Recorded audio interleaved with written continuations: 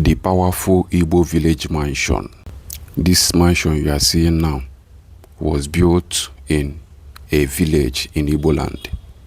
You can see the owner of this mansion spent billions to build this castle.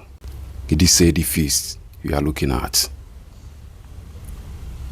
In fact, the kind of money Igbos are spending in building houses in village is too much. Just look at the castle. Billions have been buried on the ground to erect this.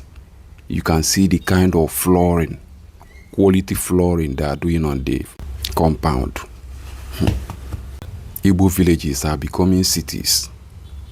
The quality, the kind of quality of buildings, the kind of quality of houses our people are building in villages are too much. And most of these mansions that are building in the village are built by our people living abroad. They send millions of dollars back home to build this.